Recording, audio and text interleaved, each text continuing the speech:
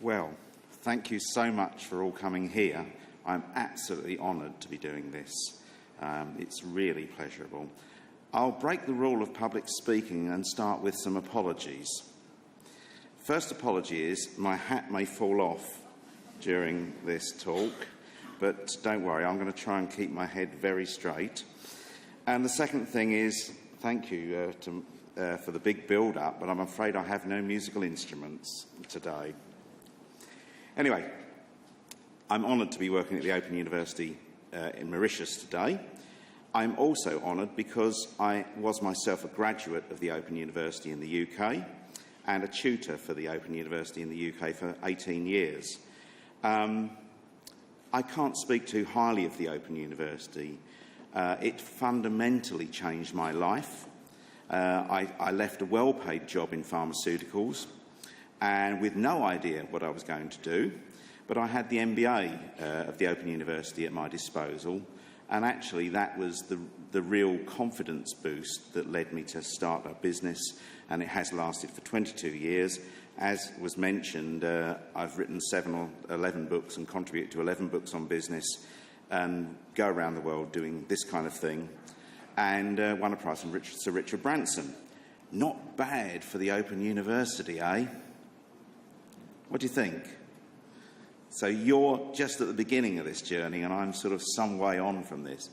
The Open University is really, really hard and different. You know, you have to do work at night, in the wee hours, on trains, on planes and other places where you can find a few minutes. We probably have some people in the room that are partners of the students. We call them in the UK Open University widows, or you know, the equivalent as men, that they have actually to do as much support to the students as, and they're unsung really. So I think actually we'd like to give a round of applause for all your partners and loved ones that have ably supported you. We are now in an economy where intelligence, information and sharing and collaboration are the watchwords of all successful businesses and organisations. So we've moved to what I call a brain-based economy. And I was told by a neuroscientist that by 2030, man, woman and machine will have reached the point of singularity where we're indistinguishable. And so you really need to learn fast in such an economy. And this is setting you up for that success, really. I was born. It was a difficult birth, apparently, but I wasn't there. My mother was 45 and my dad was 67, and they apparently can't recollect much, or couldn't recollect much about it. So, and I used this fact later on to win the prize with Sir Richard Branson. My mother used to claim that I was a virgin birth.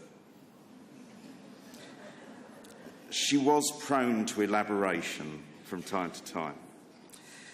So I didn't know what I wanted to do early on in life. When I was 5 years old, I had the Beatles for a plastic guitar with the Beatles on it, and I wanted to be a musician, but I wasn't so good at that. By the time I was 9, I really loved science, and I had a chemistry set in the front room and was trying to sort of explode things and blow the house up, as most scientists love to do. I know we don't do that anymore with health and safety, but I thought my mum didn't see any reason why I shouldn't do experimentation. And that idea of experimentation and curiosity that scientists particularly have, for engineers and other people, is so valuable in today's society. So I was blessed to be scientifically trained and eventually musically sort of able. At 18 years old, I had the choice of sort of going and working in industry and or doing a university degree. I chose to actually work in pharmaceuticals, and I did a degree 6 years part-time, which is why I became so good at Open University stuff, because I used to do the degree in my spare time, or 1 day a week. So I didn't do a formal university course, and I've done Open University study ever since. I worked on new product development, so I scaled up products like the human form of insulin, the first product for HIV/AIDS. I loved science. In fact, I was more like a cook. So I was sort of thinking, how could we make these products safely without actually, doing any damage to the world? And I think it was such a great training ground for learning what I do now. But you're probably wondering if the hat is going to stay on, and am I going to say anything about Richard Branson? So I will. Virgin is the epitome of a creative business. It has 400 businesses rather than one enterprise. They're mostly small businesses. If anyone studied anthropology here, they conform to what we call Dunbar's number. You know, once an organisation becomes a certain size, maybe 100, 150 people, they sort of divide it up. Some of Virgin's enterprises are bigger than that, but they keep things small. I think that in business, if you want to be agile, sometimes you've got to keep the thing as if it's a small enterprise. And Virgin epitomised that scientific curiosity that I practiced so early on on my table doing chemistry experiments. And unusually in the world of enterprise and business, Virgin allow people to make mistakes, to even catastrophic failures, providing one learns from them. Richard himself is candid about the mistakes he's made.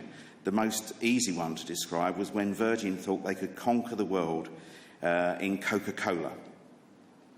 And to launch Virgin Coke, they decided it would be a good idea to make a very big noise in New York, so Richard hired a tank and crushed hundreds of cans of Coca-Cola with a Sherman tank, with a hat on that fitted, but one dressed as Che Guevara. Virgin thought that was it. They had conquered the world with Coca-Cola. Coca-Cola simply phoned up all their suppliers and said, "We've got a lot of Coca-Cola on the shelves in our warehouse. Could we fill Walmart and all of the shelves because we've got too much?" And a month later, everyone had forgotten about Virgin Cola. So that was one of his biggest failures. But he manages to continue that, and he encourages his staff to try things and ask for forgiveness, not permission. And I think that was one of the other things I took away from the Open University. The other thing about Virgin is tremendously collaborative. And if you want to actually manage ideas and be a creative business, it's not enough to just have curiosity, forgiveness, and be friendly with people. You have to have a sense of management, a sense of direction. I think Virgin stands out from the businesses that don't succeed because it also has some sense of direction within that creative, innovative style. So turning back to you, this hat is getting, it must be warm. We need some adhesive. So your degree, then, it's an international language for you, more than anything else. When I did an MBA, I thought I was just studying business, and I was not. I was studying 5 or 7 foreign languages. I don't mean French or Swahili. I do mean things like finance, HR, operations, marketing, computing, and so on. And if you're going to work in business these days, if you have an MSc or a graduate, you have a specialism. But you need also to be what I call T-shaped. Does anyone know what that means? What it means is to hold on to a great career, you have to have a root, your specialist topic. But to be successful in business now, you have to speak across businesses. Collaboration is very much the way to go with information businesses, where you're not necessarily working with staff who actually have to be obedient to you because you don't necessarily own them. So you have to collaborate with people that have different specialisms, and you have to be able to handshake and understand what they do. I was talking in the queue just now with a biologist, and so my training in music and science was very handy because we were able to exchange 1 or 2 brief moments about that. So I think your degrees will equip you with the root, the specialism, and in some cases also the the cross-curricular stuff, which is so important to compete in a global environment. I've managed so far not to use the word Brexit, and I'm going to remain with that. But at least Mauritius is open for business, where we seem to be returning to be an island, but we'll see how that works. In conclusion, you're clearly lovers of learning, otherwise you wouldn't be here. Your partners have supported you in this process, and that's actually to be commended. As you move forward, it really is about leadership, of transforming the futures of those that you work with and lead and collaborate with. I think the future now has got to be about innovation. We can no longer hold on to power through other means. So that's transforming bright ideas into profit and or sustainable social good, depending whether you're in an organisation that's not for profit. It is about having creativity and curiosity and coming up with those brilliant ideas that society so desperately wants or needs. And it is about enterprise, of collaborating across organisations, of building new businesses, organisations, products and services that benefit the world. And I just about succeeded at keeping the hat on. I congratulate you with your degrees and give yourself another round of applause, please.